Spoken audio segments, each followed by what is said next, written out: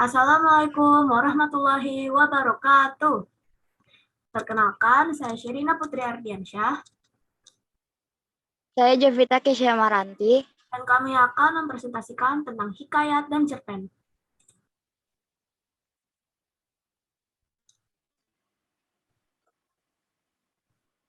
Oke, pengertian hikayat. Hikayat merupakan sebuah karya sastra yang berbentuk prosa yang berisi tentang kisah, cerita, dan dongeng.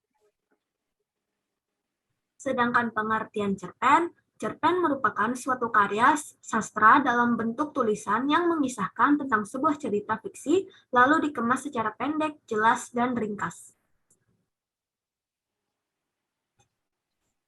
Selanjutnya ada ciri-ciri teks hikayat. Ciri-ciri teks hikayat yang pertama itu menggunakan bahasa Melayu, memiliki tema kerajaan, bersifat tidak masuk akal atau hayalan, statis atau bersifat kaku dan tetap, tidak memiliki pengarang yang jelas atau anonim, dan menggunakan kata-kata arkais dan jarang digunakan, dan yang terakhir bersifat edukasi.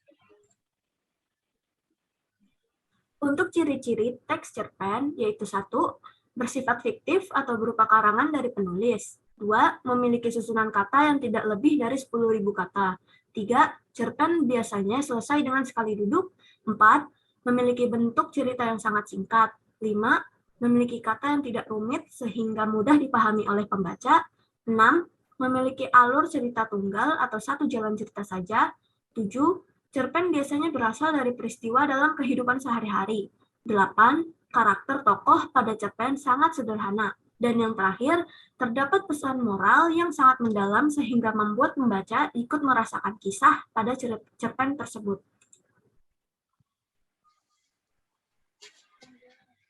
Nilai-nilai teks hikayat. Yang pertama ada nilai moral yaitu berkaitan dengan akhlak yang berlaku di masyarakat. Yang kedua, nilai budaya, berkaitan dengan nilai adat istiadat, tradisi, dan kebiasaan. Yang ketiga, nilai sosial, diambil dari interaksi tokoh dengan tokoh lain, lingkungan, dan masyarakat. Yang keempat, nilai religius, dapat dijadikan pelajaran yang berkaitan dengan agama.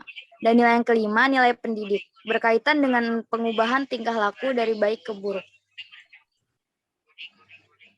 Nilai-nilai cerpen, yaitu 1. Nilai budaya, nilai yang berlaku dalam masyarakat. Kedua, nilai moral, nilai budi pekerti yang membawa manfaat untuk pembacanya. Yang ketiga, ada nilai agama, terdapat pesan yang mengandung keagamaan, berbentuk norma dan kaidah dalam agama. Yang keempat, yaitu nilai politik, berisi tentang peristiwa sosial, yaitu yang kelima, nilai pendidikan, berisi tentang nilai pendidikan yang bertujuan untuk memotivasi dan memberi semangat anak-anak untuk belajar. Yang keenam, nilai etika, berhubungan dengan sopan santun dengan sesama manusia. Yang ketujuh, nilai historis, nilai yang berhubungan dengan sejarah dan kejadian yang di masa lalu. Dan yang terakhir, yaitu ke-8, nilai perjuangan, tentang usaha dan pantang menyerah seseorang dalam meraih cita-citanya.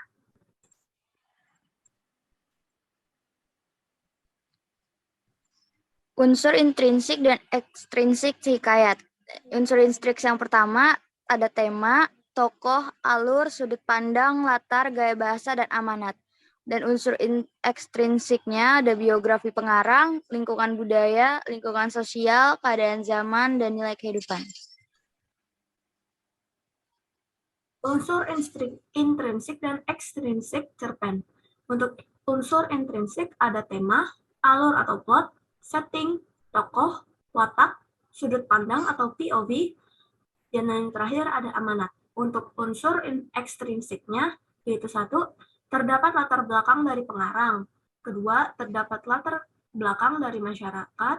Ketiga, terdapat biografi yang memaparkan biodata, riwayat hidup, dan pengalaman secara menyeluruh dan lengkap dari pengarangnya.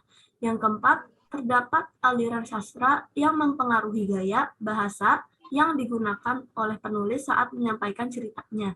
Dan yang terakhir, terdapat kondisi psikologis berupa keadaan senang, sedih, suka, dan duka yang mempengaruhi mood penulis saat membuat sebuah cerita pendek.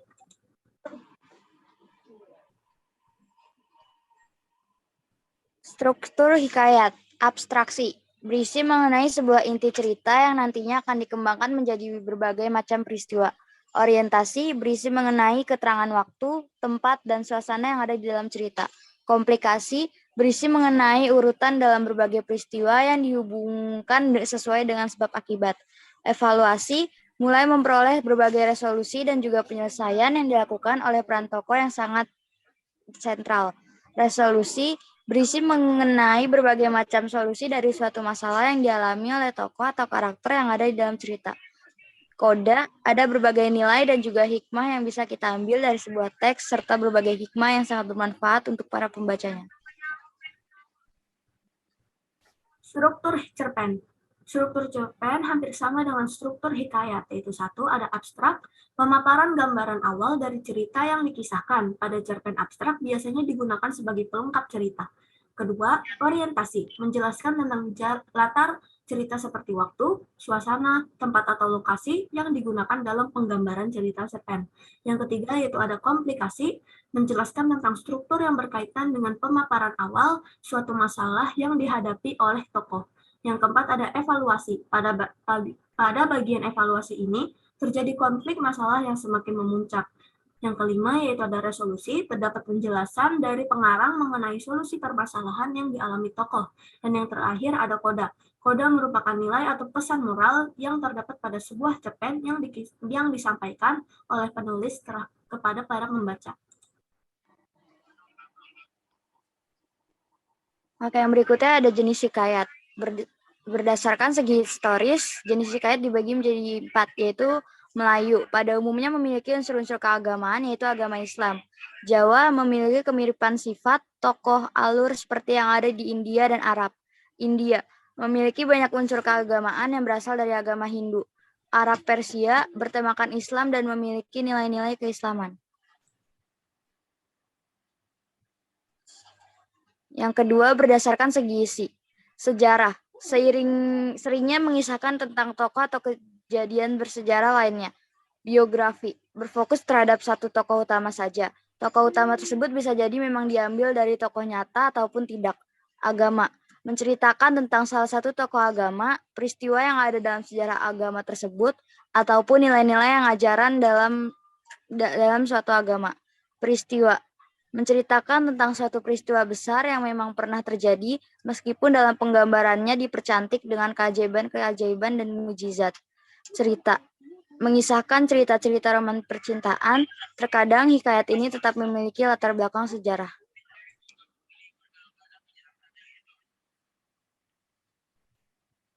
Kaidah kebahasaan hikayat.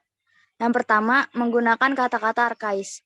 Teks hikayat menggunakan kata-kata arkais, yaitu kata-kata yang sudah jarang digunakan di Indonesia atau bahkan asing bagi masyarakat karena hikayat memiliki umur yang lebih tua dari Indonesia dan bahasa telah berkembang semenjak itu. Yang kedua, menggunakan banyak konjungsi. Teks hikayat menggunakan banyak konjungsi atau kata penghubung pada kalimatnya. Yang ketiga, menggunakan majas. Pada cerita hikayat, banyak ditemukan jenis-jenis majas untuk memperluas gaya bahasa kisah hikayat. Kaidah kebahasaan cerpen, yaitu satu, kalimatnya banyak yang bermakna lampau. Kedua, banyak menggunakan kata penghubung yang menyatakan urutan waktu, konjungsi kronologis. Tiga, banyak menggunakan kata kerja yang menggambarkan suatu peristiwa yang terjadi. Keempat, menunjukkan kalimat tak langsung untuk menceritakan perkataan seorang tokoh oleh pengarang. Kelima, pikiran dan perasaan tokoh banyak digambarkan dengan menggunakan kata kerja yang menyatakan sesuatu. 6. Menggunakan banyak dialog yang ditunjukkan oleh tanda petik ganda maupun kata kerja yang menunjukkan tuturan langsung. Ketujuh, menggunakan kata-kata sifat descriptive language sebagai penggambaran tokoh, latar, atau suasana.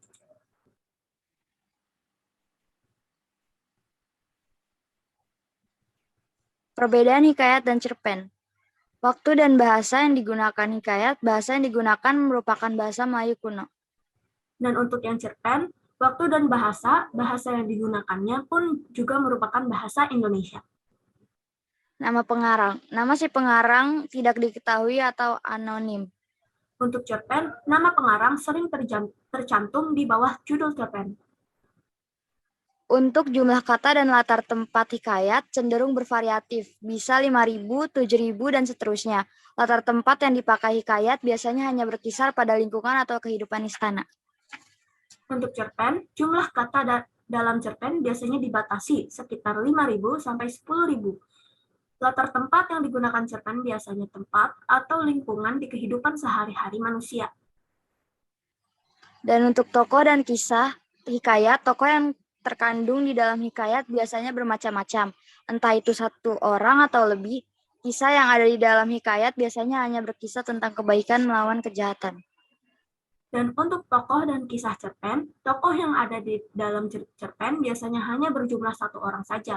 Kisah yang dikandung dalam cerpen bisa bervariatif, bisa berupa kehidupan sehari-hari, kegelisahan manusia, pertualangan, dan sebagainya. Begitulah presentasi dari kami. Terima kasih. Wassalamualaikum warahmatullahi wabarakatuh.